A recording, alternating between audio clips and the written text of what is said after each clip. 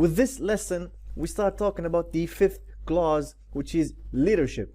Now, leadership is divided into two sub-clauses. The first one is leadership and commitment. Now, each of these sub-clauses are divided in turn into other sub-clauses. Leadership and commitment has two other sub-clauses. The first one is general, so 5.1.1 is general.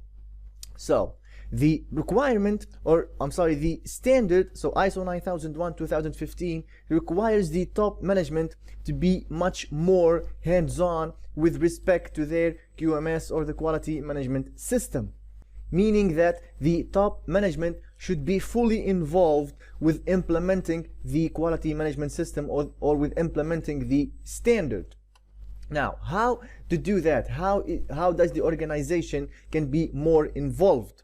Well, first of all, the organization or the top management, the top management must take accountability for the effectiveness of their organization's QMS or quality management system. In other words, the success or the unsuccess of the quality management system the responsibility of the success of the quality management system falls on the shoulders of the top management. So it's their responsibility. Now, the top management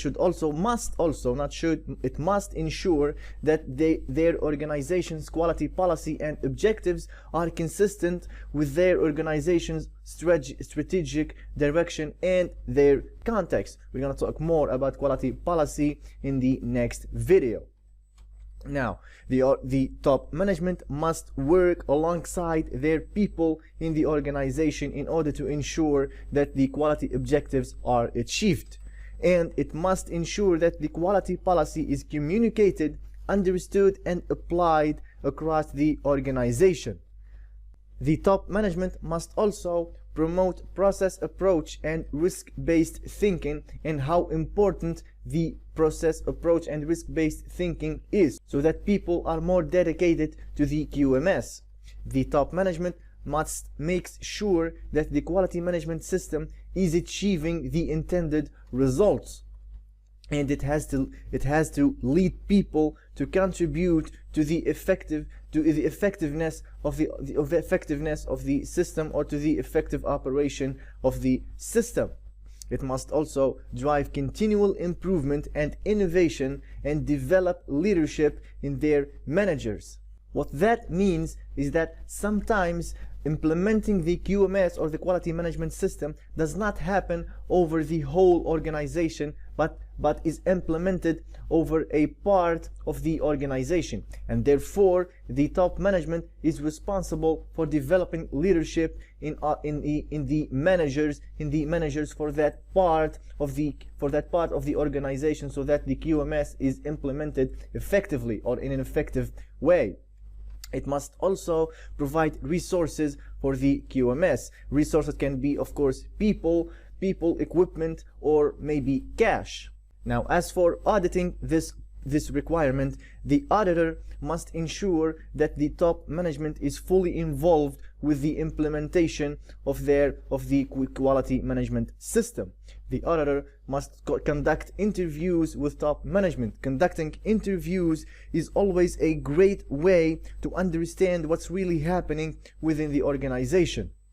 So the auditor must conduct interviews with top management, and the auditor must communicate with personnel, personnel within the organization, while making the auditing, or while auditing. The auditor must also review any documented information.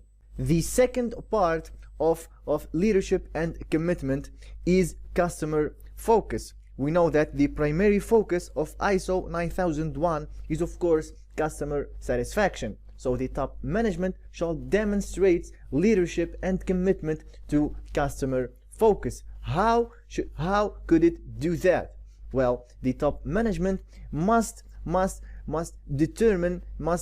ensure that customer requirements and applicable statutory or regulatory, in other words, applicable legal requirements are determined and met. So in other words, the top management must know the law and must also know its customer expectations and requirements. The top management must address the risks and opportunities that can affect conformity of products and services.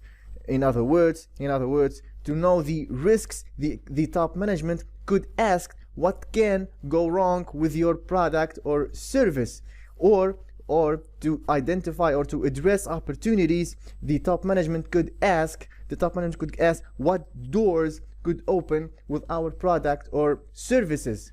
The top management must also ensure that the organization is focusing on constantly providing products and services that meet customer and applicable statutory and regulatory, again this is legal requirements, and if so legal requirements is maintained. And the top management must also ensure that the organization is focusing on enhancing customer satisfaction and that customer satisfaction is maintained. And so if you really think about it, this isn't rocket science. I mean, it all makes sense. I mean, we don't want to make a product or service that the customer is not happy with. Now, as for auditing this requirement, the auditor could conduct interviews with top management. As I said, conducting interviews is always a great way to understanding what's happening within the organization. So the auditor must conduct interviews with top management, and the auditor must review any documented information. The auditor must also ensure customer satisfaction. The auditor could do that by looking at customer reviews.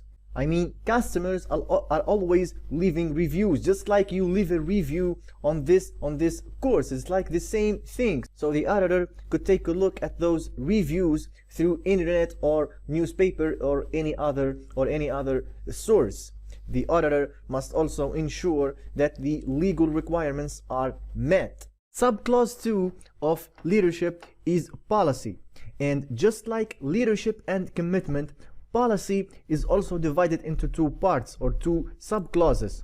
The first one is developing the quality policy, or in other words, writing the quality policy. Now, what is quality policy?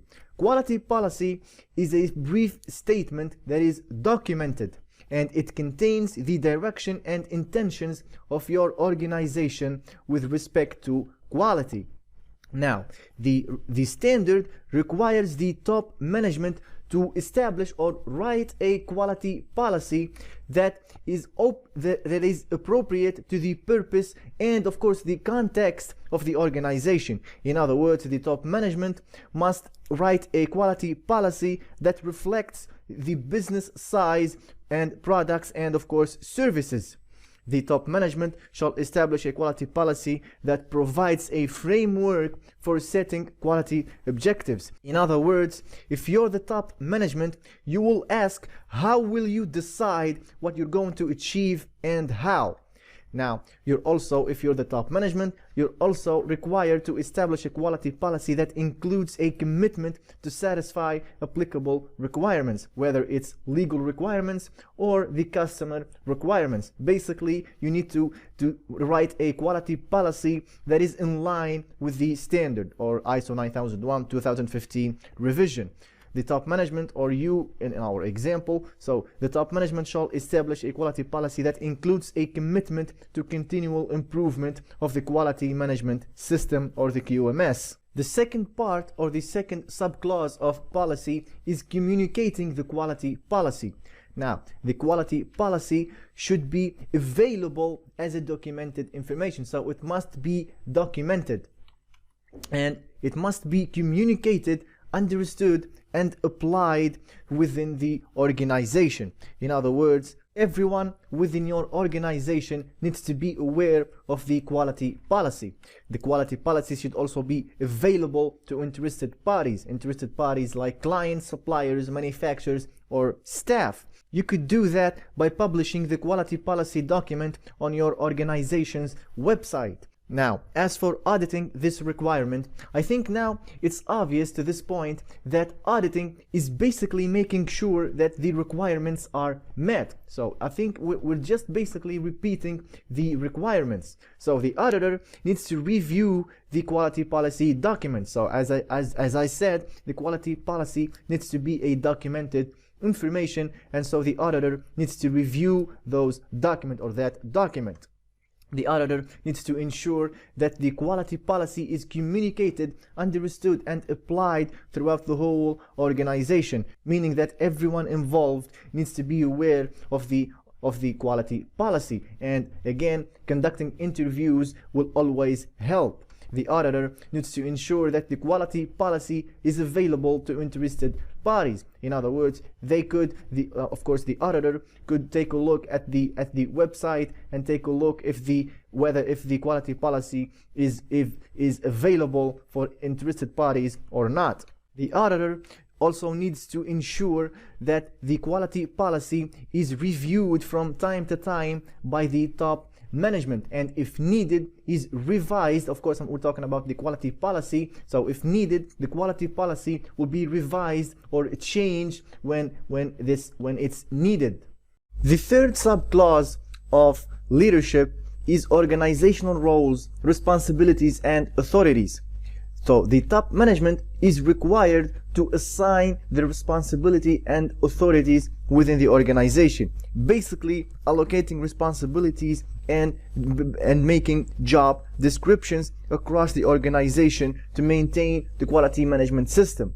So to ensure that the quality management system conforms to the requirements of our standard or ISO 9001, and to make sure that the processes are delivering their intended outputs, basically making sure what's supposed to happen is actually happening, and to make sure the promotion of customer focus within the organization, and also to report on the performance of the quality management system, on opportunities for improvement and the need for change or innovation, and especially for reporting to top management. So the top management, of course, will assign the responsibility and authority to basically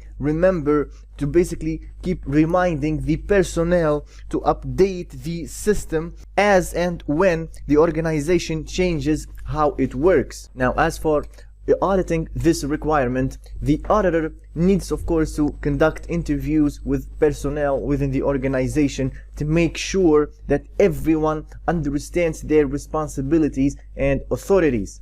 The auditor could also review if there is documented information. The auditor would review or should review those documented information, like the reports sent to the top management.